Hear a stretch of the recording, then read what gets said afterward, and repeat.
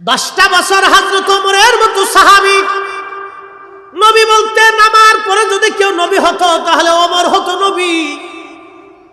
হায় হায়, এত বড় মর্যাদাওয়ালা একজন সাহাবী ওয়াসাল কারনির খোঁজে 10টা বছর উনি কাটাইলেন। কেন সে নবীর দরবারে আসলো না? যেহেতু আপনারা আমাকে বিষয় দিয়েছেন, এই বিষয়ের উপরে আমি আপনাদের সামনে আলোকপাত করব। রাসূলের দরবারে কেন সে আসলো না? কারণ কি?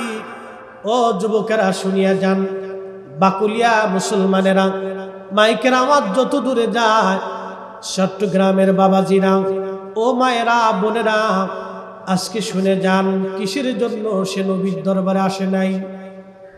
হযরত ওয়াসাল কারনির একটা মা ছিল, মা ছিল অন্ধ, চোখে দেখতো না, মা বৃদ্ধ। একটা মা ছোট্ট সন্তানকে যেমন কোলের মধ্যে নিয়ে লালন পালন করে, মা যেখানে যায় সন্তানটাকে মা কোলে করে কাঁধে করে নিয়ে ঘুরে বেড়ায়।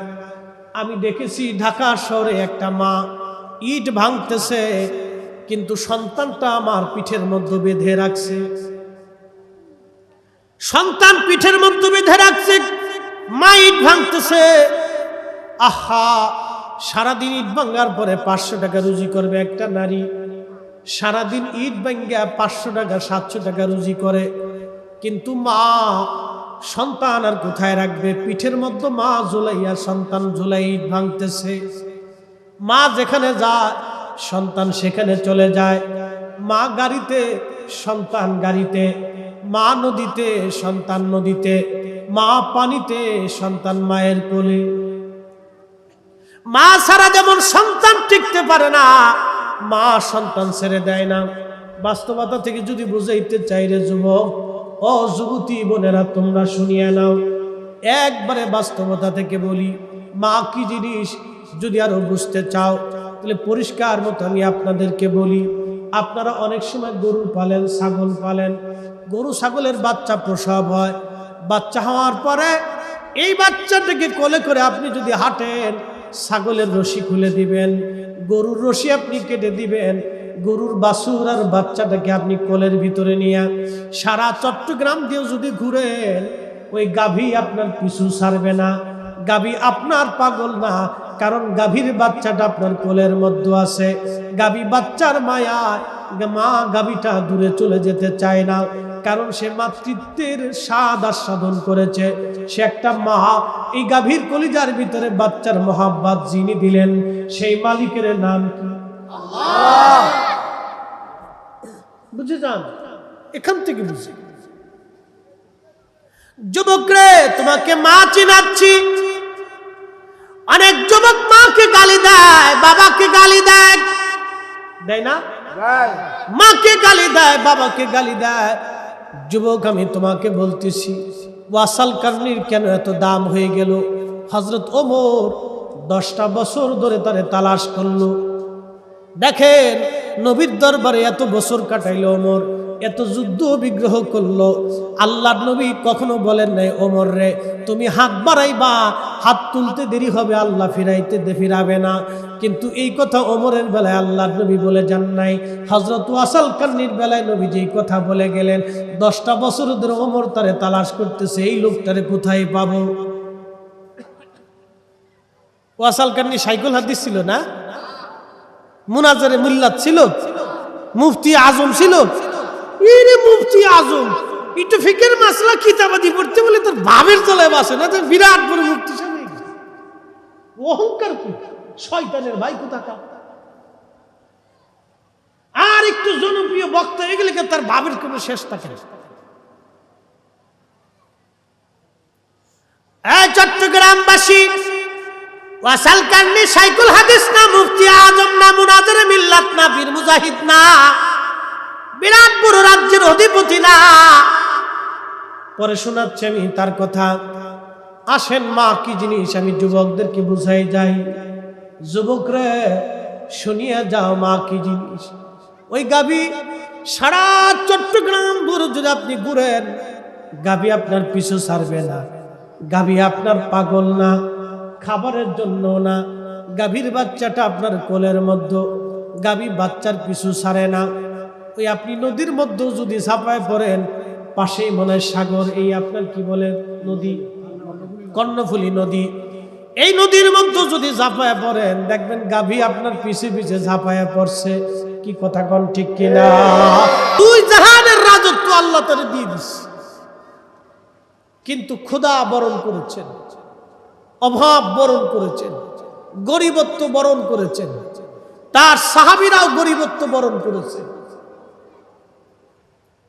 আল্লাহর নবীর সাহাবীদের মধ্যে একজন সাহাবী, যদিও অনেকে তাকে সাহাবী বলতে চায় না, কিন্তু ইমাম মুসলিম কিতাবু ফাযাইল ওয়া সাহাবিন নবী, নবীর সাহাবীদের মর্যাদার একটা অধ্যায় রচনা করেছেন সহিহ মুসলিমে। বাবু ফাদাইলু ওয়াসাল কারণী, এই বাবের ভিতরে তিনি একখানা হাদিস লিখতে যাইয়া হযরত ওয়াসাল কারণীর জীবনী যেহেতু শুনতে চাইছেন, ওনার জীবনী আপনাদেরকে শোনায়। হযরত ওয়াসাল কারণী রাদিয়াল্লাহু আনহু ফজিলত বর্ণনা করতে যাইয়া আল্লাহর নবী একদিন বলতেছিলেন, সাহাবীরা রে তোমরা শোনো, আমার এই উম্মতের বাগানের ভিতরে এমন কিছু উম্মত থাকবে যাদের চুলগুলি থাকবে জীর্ণ শীর্ণ, যাদের জুব্বাগুলি থাকবে তালিযুক্ত মোটা। সমাজের মানুষ তাদেরকে পাগল মনে করবে, মাজুব মনে করবে সমাজের মানুষ, আর সমাজে তার কোনো দাম থাকবে না। এমন কিছু মানুষ হবে রাষ্ট্রীয় পর্যায়ে তাদের কোনো দাম হবে না।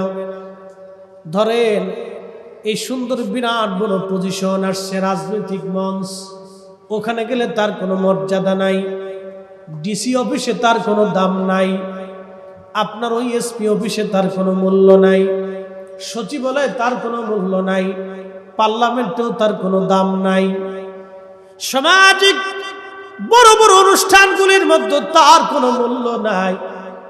সাহাবীরা রে এমন কিছু বান্দা আল্লাহর এই জগতের মধ্যে থাকবে, এই সমস্ত বান্দারা রব্বে কারীমের দরবারে যদি কোনো বিষয়ে কসম করে, সাহাবীরা রে তোমরা শোনো, কসম করার সঙ্গে সঙ্গে আমার মালিক আমার মাওলা আসমান জগৎ থেকে তাদের দোয়াগুলি ফেরত না দিয়া আমার মাওলার সাথে সাথে তাদের দোয়া কবুল করে নেবে। একবার জোরে বলা যাবে কি সুবহানাল্লাহ?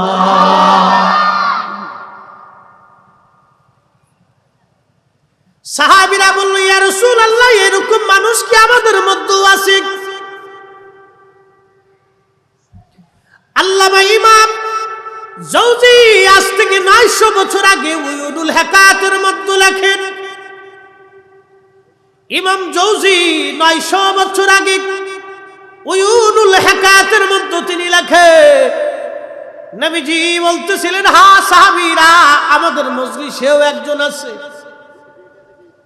সাহাবীরা বললেন, ইয়া রাসূলুল্লাহ, সেই লোকটা কে?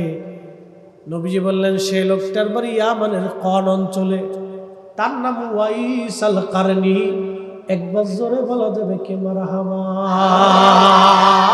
মাইকের আওয়াজ বহু দূরে যায়। হে মা বোনেরা, বাকুলিয়ার মুসলমানেরা রে, বহুদূর পর্যন্ত আমার এই বাস্তুহারার লোকজন মাইক দিয়েছে।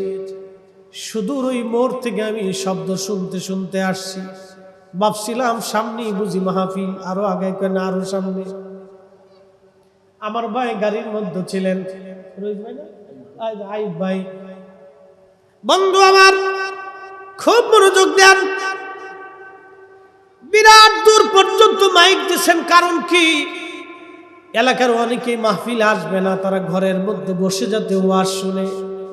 সেই মুসলমানদের দাম কত ছিল? আল্লামা ইমাম জৌজি উয়ুনুল হিকায়াতের মধ্যে লেখেন, আব্দুল্লাহ ইবনে মুবারক রাহমাতুল্লাহ আলাইহি জগৎ বিখ্যাত একজন আলেম ছিলেন। শুধু আলেম না, এই জমিনের ভিতরে এত বড় আলেম, এত বড় মর্যাদাওয়ালা এমন কোন ফিকহের কিতাব নাই যে কিতাবে আব্দুল্লাহ ইবনে মুবারকের নাম না আছে। এত বড় জমানার মুফতি ছিলেন তিনি। একবার জোরে বলা যাবে কি মারহাবা? আমাদের নামের আগে মুফতি, এই মুফতি নামগুলি বেলুসারা মুফতি, এই নামের 4 পয়সাও দাম নাই। আব্দুল্লাহ ইবনে মুবারক এত বড় মুফতি ছিলেন, ফিকহের এমন কোনো কিতাব নাই যেই কিতাবে তার নাম না আছে। উনি বলতেছেন, একদিন আমি কাবা শরীফের পাশে বসে আছি। কাবা মক্কার অঞ্চলের হাজার হাজার মানুষ বৃষ্টি অনাবৃষ্টির কারণে, খরার কারণে দুর্ভিক্ষ লেগে গেল সারা মক্কায়। গাছে ফল নাই, খেজুর গাছগুলি শুকায় যায়, ঘাসগুলি মরে যায়, আর উটগুলি দুর্বল হয়ে গেছে। এমন অবস্থা হলো, খরার কারণে মক্কায় দুর্ভিক্ষ লেগে গেল। সারা মক্কার মানুষ এসে হারাম শরীফের চারপাশে বসে বসে দোয়া করে, সালাতুল ইস্তিসকার নামাজ পড়ে রে, কিন্তু কোন নামাজে দোয়ায় কাজ হয় না, বৃষ্টি নামে না, নামে না, নামে না। আব্দুল্লাহ ইবনে মুবারক বললেন, আমি একদিন দূরে বসে আছি, ঠিক এমন সময় দেখলাম একটা কালো নিগ্রো একজন গোলাম আসছে। তার পরনে ছিল পশমের কাপড়, মোটা মোটা জুব্বা, তালি লাগানো, পট্টি লাগানো, আর একটা গায়ে ছিল চাদর। তার ওই চাদরখানা মাথার মধ্যে দিয়া ওই গোলাম সবার থেকে আলাদা হয়ে একটু দূরে নীরবে যাইয়া চাদরের ভিতরে হাত তুলে আল্লাহকে বলে, আল্লাহ জানি আমাদের গুনার জন্য তুমি বেজার হয়ে গেছো, আল্লাহ গুনার কারণে বৃষ্টি বন্ধ করে দিয়েছো তোমরা। বাকুলিয়ার মুসলমান, চট্টগ্রামবাসী মানুষ যখন অধিক পরিমাণে গুনাহ করে, অপরাধ করে, জুলুম করে, জালিম হয়ে যায়, তখন আমার মালিক বৃষ্টি বন্ধ করে দেয়, বৃষ্টি কমায় দেয়, রিজিকের বরকত কমায় দেয়। আজকে মানুষ খায় বেশি কিন্তু মরে তাড়াতাড়ি। আগে মানুষ খাইতো কম কিন্তু বাঁচতো বেশি। কি কথা খারাপ বলছি? এখন মানুষ খায় বেশি, মরে তাড়াতাড়ি। কথা মিথ্যা? সত্য কথা। এখন মানুষ খায় বেশি, মরে তাড়াতাড়ি। আগের মানুষ খাইতো কম, মরতো কম। কারণ এখন খাবারের মধ্যে ভেজাল আর ভেজাল।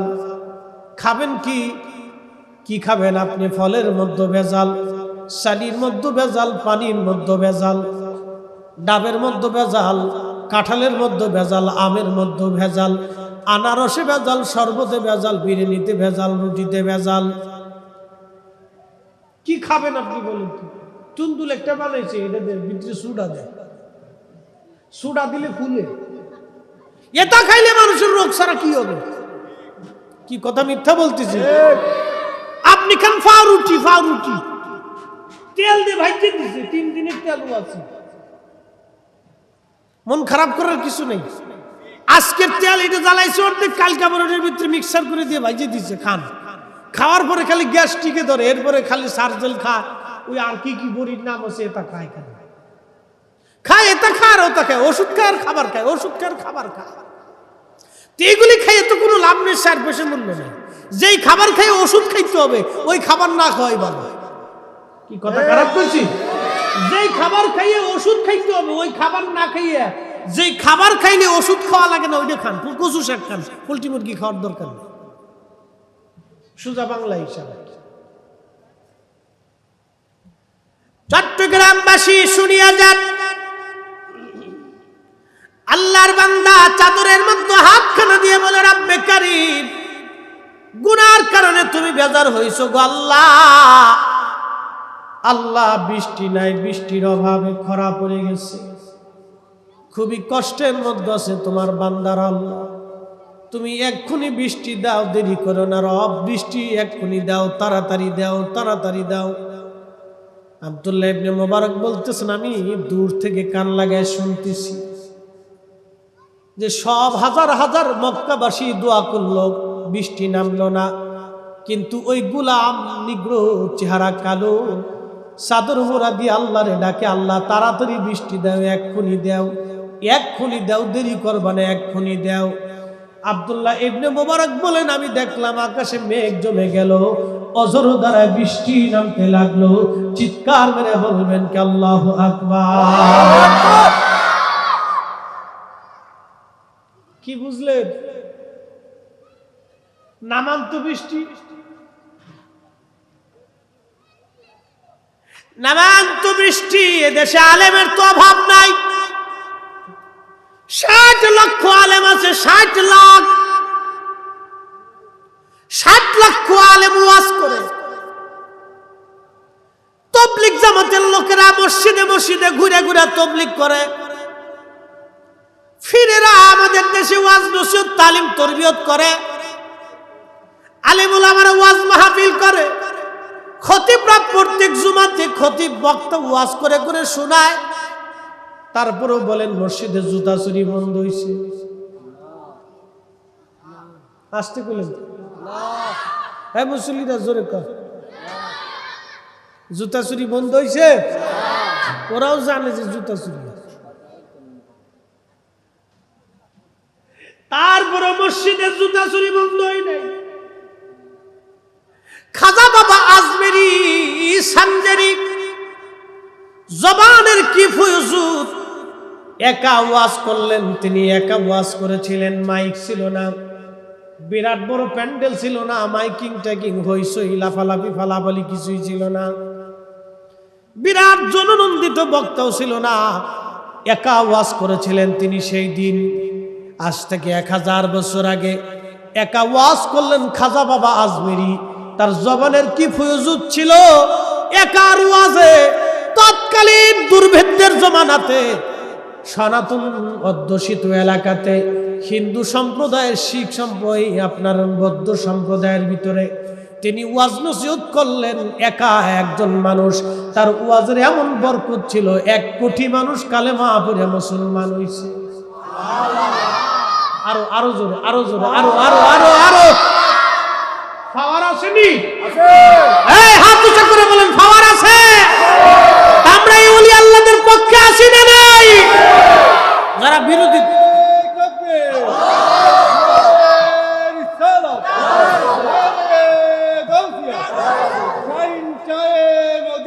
জিন্দাবাদ। কষ্ট হচ্ছে? কেবল তো শুরু, শেষ দেরি আছে। খাজা বাবা আজমিরির জবানের বরকত কি ছিল? 60 লক্ষ আলেম ওয়াজ করতেছে।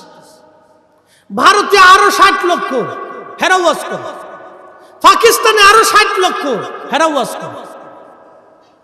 1 কোটি 20 লক্ষ আলেম ওয়াজ নসিহত করতেছে। প্রত্যেক মসজিদে মসজিদে ওয়াজ হলো, প্রত্যেক মাহফিলে ওয়াজ হলো। মুসলমান কয়জন হইছে? খাজা বাবা কি ওয়াজ করলো যে 1 কোটি মানুষকে সে কালেমা পড়াইলো? তো তার ওয়াজ আর আমাদের ওয়াজের ডিফারেন্স কত? আমাদের দেশে এখন বক্তা যদি লাভ দিয়ে কয় কি রে ফির আবার কি তরিকা কি এসব বেদাত, ওরা জুতা দিয়ে পিটানোর দরকার। আপনি খুশি হন আর বেজার হন, কিচ্ছু করেন না, ছাতা দেখার টাইম। আমরা ফরিদপুরে পুলা ডাইরেক্ট অ্যাকশন করে দিয়ে যাও, শুট করে দিয়ে চলে যাও। খুব মনোযোগ দিয়ে মুসলমান, আমি দেখলাম আকাশ থেকে বৃষ্টি নামা শুরু। আকাশ থেকে বৃষ্টি নামার কারণে সারা মক্কায় প্লাবিত হয়ে গেল। আমি আশ্চর্য হলাম, এত মুসলমান দোয়া করলো, কোন মুসলমানের দোয়ায় কাজ হলো না। কিন্তু একটা গোলাম জীর্ণ শীর্ণ পোশাক, সিনা তালি দিয়ে যুক্ত পোশাক পরে সে চাদর মোড়া দিয়ে বসে আল্লাহরে বলতেছে, আল্লাহ তাড়াতাড়ি বৃষ্টি দাও, এক্ষুনি দাও, এক্ষুনি দাও, আল্লাহ এক্ষুনি বৃষ্টি দাও। চাইতে চাইতে আকাশ জুড়ে মেঘ হয়ে গেল আর অজর দ্বারায় বৃষ্টি নামতে লাগলো। একবার জোরে বলা যাবে কি আল্লাহু আকবার? চট্টগ্রামবাসী, আপনারা যার ওয়াজ শুনতে চাইলেন তিনি ওয়াসাল কারণী। হায় হায় হায়, কত বড় আশিক রাসূল ছিলেন তিনি। জীবনে কোনোদিন একটা হাদিস শুনে নাই। সাহাবীরা বললেন, ইয়া রাসূলুল্লাহি, ইয়া হাবিবাল্লাহ, ওগো নবীজি। নবী বললেন, ওমর আর আলী তোমরা শুনিয়া নাও। ওমর ও আলী তোমরা শোনো। ও ওমর আর আলী, আমার ওয়াসাল কারণী দোয়া করতে দেরি হবে, আল্লাহর আসমান থেকে দোয়া কবুল হতে দেরি হবে না। আমার ওয়াসাল কারণীর কাছ থেকে তোমরা ক্ষমার জন্য দোয়া চেয়ে নিও, কারণ আমার ওয়াসাল কারণী কিয়ামতের মাঠে বনি মুদারার তামিম গোত্রে যে পরিমাণে লোক আছে আমার ওয়াসাল কারনি সুপারিশ করে সেই পরিমাণে লোক জাহান্নামী মানুষকে জান্নাতে নিয়ে চলে যাবে। চিৎকার মেরে বলা যাবে সুবহানাল্লাহ। এই উম্মতের পাওয়ার যদি এটা হয় তো রাসূলের পাওয়ার কত কত বেশি বলেন?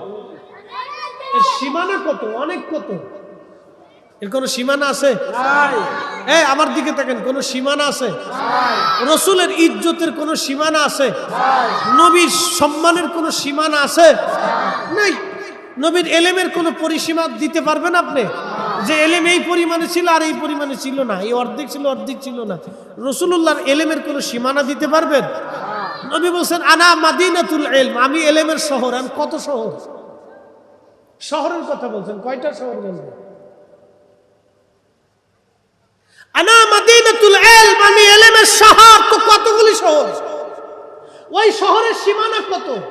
এর দৈর্ঘ্য কত? কিলোমিটার কত? পরিধি কত? ব্যাস কত? ব্যাসার্ধ কত? আমাকে এর ওজন কত বুঝাই দেন। রাসূল করিম তো নিজের ইলমের ব্যাপারে বলছেন আমার আলেম, আমার ইলম হচ্ছে একটা শহরের মতো। তো শহরের ব্যাস কত? ব্যাসার্ধ কত? পরিধি কত? প্রিয় মুসলমান, বাতুলিয়ার বাকুলিয়ার মুসলমান, চট্টগ্রামের মুসলমান, হযরত ওয়াসাল কারনির কথা বলতেছি। আল্লাহর নবী ডাক দিয়ে বললেন সাহাবীরা রে, ওয়াসাল কারনির দেখা যদি পাও তোমাদের জীবনের সব গুনার জন্য তার কাছে আল্লাহর কাছে দোয়া চেয়ে নাও, কারণ আমার ওয়াসাল কারনি দোয়া করতে দেরি হবে, আসমান থেকে কবুল হতে দেরি হবে না। এই হাদিস শোনার পরে হযরত ওমর পাগল পারা হয়ে গেলেন। ওই লোকটারে কোথায় পাওয়া যায় যে লোকটা রাসূলুল্লাহ প্রশংসা নিজে করলেন? আল্লাহর নবী সেই লোকটার প্রশংসা নবী নিজে করতেছে। সাহাবীরা বলেন ইয়া রাসূলুল্লাহ, সে এত বড় মর্যাদাওয়ালা, এত বড় সম্মানওয়ালা, কিন্তু একটা বারের জন্য আপনার দিদারে আসলো না, কারণ কি? সে কি আপনাকে দেখতে চায় না, আপনার সোহবতে আসতে চায় না? কারণ আল্লাহর নবীকে যে দেখলো তার মধ্যে যদি ঈমান থাকে তাহলে সে জান্নাতি, আর নবীকে যিনি দেখলেন তার মধ্যেও যদি ঈমান থাকে তাহলে সেও জান্নাতি। একবার জোরে বলা যাবে কি মারহাবা? তাহলে আওলাদে রাসূলের দাম কত? বলে দিয়েছে, বুঝে যাবে। অলিমুদ্দি, সলিমুদ্দি, নসিমুদ্দি, করিমুদ্দি দেশে বহুত আছে, কিন্তু আওলাদে রাসূল শাহেনশাহ শ্রীকোটের মতো কয়জন আছে? কথা বলে ঠিক কিনা? বুঝে যেত। এ নবীর উম্মত, হযরত ওয়াসাল কারনিকে সাহাবীরা বলল হুজুর জীবনে কোনোদিন সে আপনাকে দেখার জন্য আসে নাই, কারণ কি? একটা হাদিস আপনার কাছ থেকে শুনলো না গো নবীজি, একটা কোরআনের আয়াত আপনার কাছ থেকে সে কোনোদিন শুনলো না, কারণ কি? নবী আমার বললেন সাহাবীরা রে, একটা মাত্র কারণে সে কোনোদিন আমার কাছে আজ আসতে পারে নাই। তবে একবার মদিনাতে গিয়েছিলেন, তখন আল্লাহর নবী তাবুকের যুদ্ধের ময়দানে 30,000 সৈন্য নিয়ে মুজাহিদ নিয়ে চলে গিয়েছিলেন মদিনার বাইরে, যার কারণে কোনোদিন ওয়াসাল কারনির সাথে দেখা হয় নাই।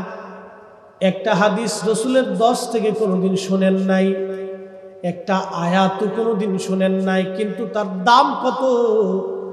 আল্লাহর নবী ওমরকে বললেন, সহিহ মুসলিমে কিতাবু ফাজাইল ওয়া সাহাবীর নবীর মধ্যে আসছে, আল্লাহর নবী বললেন ওমর আর আলী, যদি কোনোদিন আমার ওয়াসাল কারনিকে পাও তোমার মাগফিরাতের জন্য দোয়া চেয়ে নিও, আর বইল ওয়াসাল কারনি যাতে আমার গুনাহগার উম্মতের জন্য দোয়া করে দেয়, ক্ষমার জন্য দোয়া করে, কারণ আমার ওয়াসাল কারনি দোয়া করতে দেরি হবে, আল্লাহর দরবারে কবুল হতে দেরি হবে না। আমার গুনাহগার উম্মতের মাগফিরাতের জন্য ওয়াসাল কারনি দোয়া করবে। ওমর রে, আমার ওয়াসাল কারনির দোয়া করার সঙ্গে সঙ্গে আমার মালিক, আমার মাওলা ওয়াসাল কারনির দোয়াকে মঞ্জুর করে নেবে। চিৎকার করে বলেন না সুবহানাল্লাহ। অ্যাটেনশন, খুব ইম্পর্টেন্ট কথা। তো হযরত ওমর ব্যাকুল হয়ে গেল, যে এই লোকটাকে কোথায় খুঁজে পাওয়া যায়, কোন জায়গা গেলে পাওয়া। সারা কর্ণে তন্দ্রে তন্দ্রে মক্কা মদিনা আরব দিয়ে খুঁজতে খুঁজতে 10 বছর খুঁজছে। 10 বছর ধরে সে তালাশ করছে, 10 বছর। প্রিয় নবীর ইন্তেকালের পরে সে 10 বছর খোঁজাখুঁজি করছে, পায় না খুঁজে। কোথায় গেলে এই লোকটাকে পাওয়া যায়? কিন্তু কেন সে রসুলের দর্শে একটা হাদিস শুনে। আমার দেশে অনেকেই একটু কিতাব পড়নেওয়ালা হইলে, তার এলেম একটু এলেমওয়ালা হলে তার ফখরের শেষ হয়। কি শিখছে সে? নবী নূর না মাটি, হাজির না গায়েব, নাজির না হাজির, এলমে গায়েব জানে কিনা, মিলাদুন নবীর মাসালা, বুকে হাত না নাভিতে হাত, জোরে আস্তে আমিন না জোরে আমিন, এই রফুলিয়া দিন করতে হবে কি করতে হবে না, এই তারাবির নামাজ কয় রাকাত, বেতরের নামাজ কয় রাকাত, এই আপনার কি বলে ঈদের নামাজে কয় তাকবীর চলবে, এরকম ঘুরে ফিরে 10-15-20টা মাসলা মাসাইল নিয়ে সে ঘাইটে ঘুটে এমন একটা লাভ দিছে সুন্নিগের আই হো বহাসে আই হো বহাসে আই হো। কি কথা কর না কেন? তো ভাবের চলে বসে না, একটু আরবি গ্রামার জানলে মনে করছেন বিরাট বড় মুফতি শাইখুল হাদিস। আরে ছাতা কি একটা ভাব নিয়ে বসে একবার বিরাট বড় মুফতি সাহেব 15-20-30টা মাসালা মাসাইল নিয়ে ঘাইটে ঘুটে একবারে একটু মানে বিরাট বড় মুফতি সাহেব হয়ে গেছে। আরে এইগুলো আগের যুগের আইম্মা ইকরাম লিখে থুয়ে গেছে আগে। এগুলো তো সমাধানের মাসালা। মিলাদুন নবীর সমাধান কি আমরা দিছি নাকি?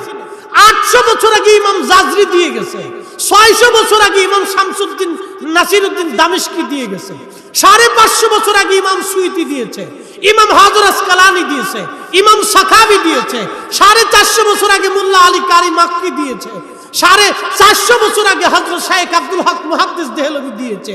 আরে শত শত বছর ধরে তো মিলাদুন নবীর সমাধান আইম্মা ইকরাম দিয়ে দিয়েছে। তোমার আমার মতো এই সুত্ত ফুক্ত মুক্তির কাছ থেকে আমার জানতে হবে কি ছাতা? কি কথা কর না কেন? ঠিক কি না? তুমি এই কিতাব ফতোয়া দিলে আর এই ফতোয়া আমি মানতে যাব? আমরা কি কুত্তায় কামড়াইছে? কি মানে বুঝি না আর কি, মানে এমন ভাব লইছে বিরাট বড় শাইখুল হাদিস।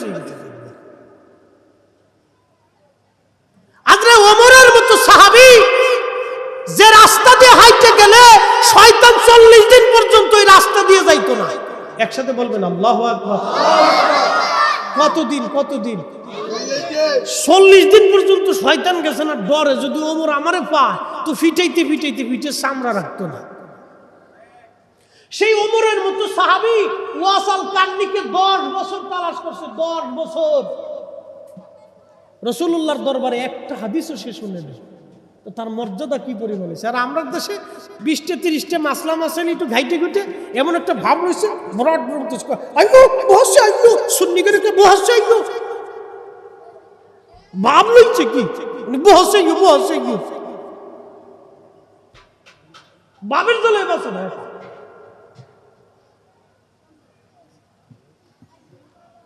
প্রিয় মুসলমান, কষ্ট হচ্ছে আপনাদের?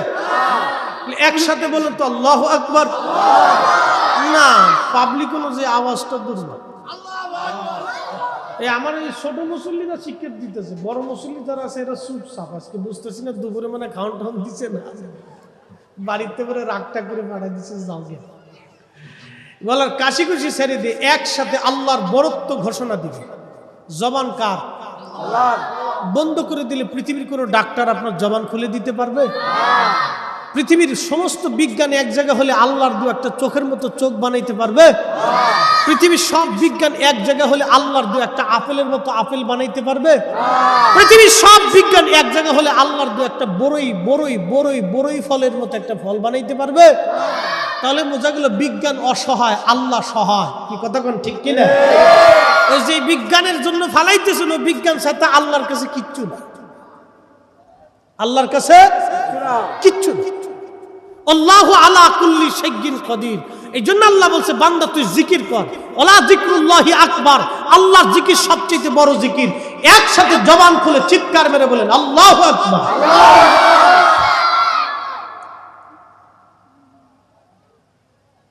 20-30টা মাসলা মাসিল একটু ঘাইটে ঘুইটে 50-60টা 100টা হাদিস মুখস্থ করে লাফাইতেছে। লাভ কি?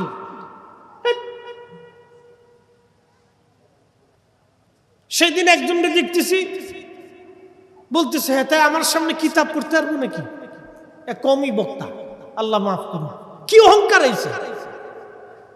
হে ভাবতেছে আমি কিতাব পড়ে মানে ডিসি সাহেব হয়ে গেছি, এসপি সাহেব হয়ে গেছি, আমি মানে সচিবালয়ের প্রধান সচিব আর কি।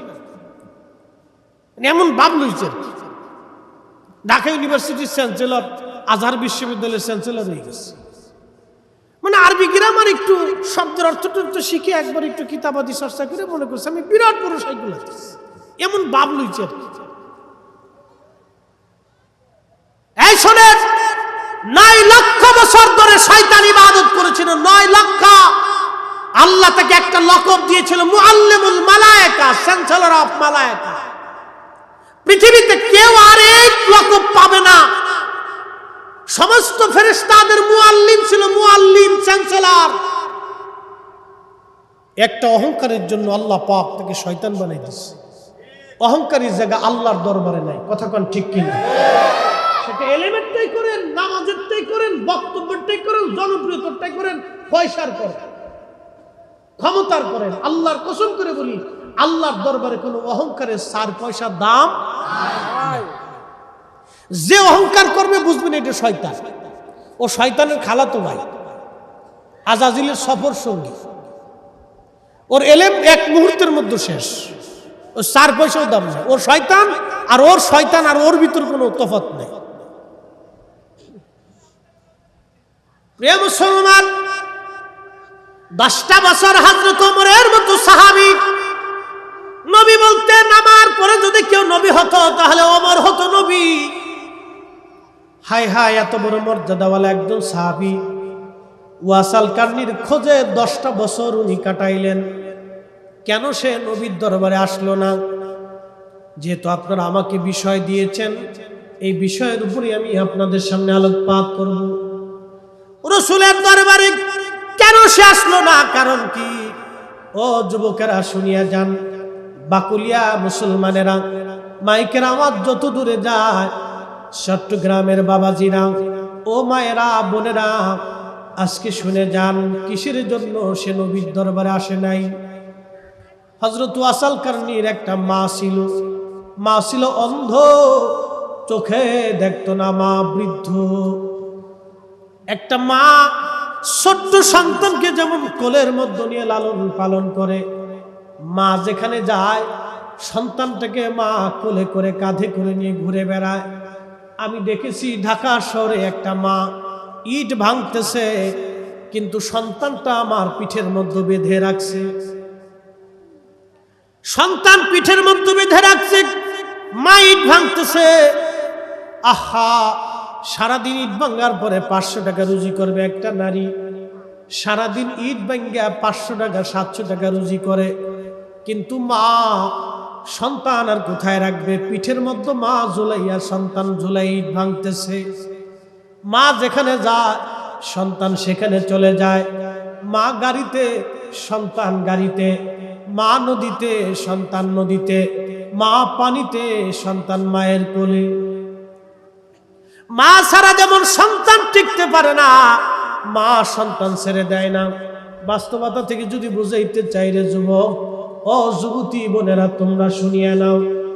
একবারে বাস্তবতা থেকে বলি, মা কি জিনিস যদি আরো বুঝতে চাও তাহলে পরিষ্কার মতো আমি আপনাদেরকে বলি। আপনারা অনেক সময় গরু পালেন, ছাগল পালেন। গরু ছাগলের বাচ্চা প্রসব হয়।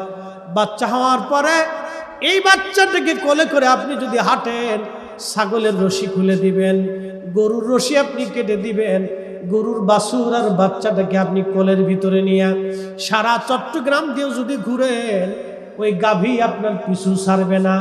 গাভী আপনার পাগল না, কারণ গাভীর বাচ্চাটা আপনার কোলের মধ্যে আছে। গাভী বাচ্চার মায়া, মা গাভীটা দূরে চলে যেতে চায় না, কারণ সে মাতৃত্বের স্বাদ আস্বাদন করেছে। সে একটা মা। এই গাভীর কলিজার ভিতরে বাচ্চার মহাব্বত যিনি দিলেন, সেই মালিকের নাম কি? আল্লাহ। বুঝে যান, এখান থেকে বুঝে। যুবক রে, তোমাকে মা চিনাচ্ছি। অনেক যুবক মাকে গালি দেয়, বাবাকে গালি দেয়, দেয় না? মাকে গালি দেয়, বাবাকে গালি দেয়। যুবক আমি তোমাকে বলতেছি, ওয়াসাল কারনির কেন এত দাম হয়ে গেল? হযরত ওমর 10টা বছর ধরে তারে তালাশ করলো। দেখেন নবীর দরবারে এত বছর কাটাইলো ওমর, এত যুদ্ধ বিগ্রহ করলো। আল্লাহর নবী কখনো বলেন নাই ওমর রে তুমি হাত বাড়াইবা, হাত তুলতে দেরি হবে, আল্লাহ ফিরাইতে ফিরাবে না। কিন্তু এই কথা ওমরের বেলায় আল্লাহর নবী বলে যান নাই। হযরত ওয়াসাল কারনির বেলায় নবী যেই কথা বলে গেলেন, 10টা বছর ধরে ওমর তারে তালাশ করতেছে, এই লোকটারে কোথায় পাবো? ওয়াসাল কারনি সাইকুল হাদিস ছিল না, মুনাজারে মিল্লাত ছিল, মুফতি আজম ছিল। এরে মুফতি আজম একটু ফিকের মাসলা কিতাবাদি পড়তে বলে তোর ভাবের তলায় বসে না, তোর বিরাট বড় মুফতি সাহেব। অহংকার কি, শয়তানের ভাই কোথাকার। আর একটু জনপ্রিয় বক্তা এগুলিকে তার ভাবের কোনো শেষ থাকে না। এই চট্টগ্রামবাসী, ওয়াসাল কারনি সাইকুল হাদিস না, মুফতি আজম না, মুনাজারে মিল্লাত না, বীর মুজাহিদ না, বিরাট বড় রাজ্যের অধিপতি না। পরে শোনাচ্ছি আমি তার কথা। আসেন মা কি জিনিস আমি যুবকদেরকে বুঝাই যাই। যুবকরে শুনিয়ে যাও মা কি জিনিস। ওই গাভী সারা চট্টগ্রাম বড় যদি আপনি ঘুরেন, গাভী আপনার পিছু ছাড়বে না। গাভী আপনার পাগল না, খাবারের জন্য না। গাভীর বাচ্চাটা আপনার কোলের মধ্যে, গাভী বাচ্চার পিছু ছাড়ে না। ওই আপনি নদীর মধ্যে যদি ঝাঁপায় পড়েন, পাশেই মনে হয় সাগর, এই আপনার কি বলে নদী, কর্ণফুলী নদী। এই নদীর মধ্যে যদি ঝাঁপায় পড়েন, দেখবেন গাভী আপনার পিছে পিছে ঝাঁপায় পড়ছে। কি কথা কোন ঠিক কিনা? এর নাম মা। ও গো মা, তুমি এ ধরনের শ্রেষ্ঠ নিয়ামত, তোমারই পদ তলে রয়েছে জান্নাত, তোমারই পদ তলে রয়েছে জান্নাত। চট্টগ্রামবাসী, মাকে জিনিস বুঝাচ্ছি। আরো যদি বুঝতে চান তাহলে ডিসকভারি চ্যানেল দেখেন।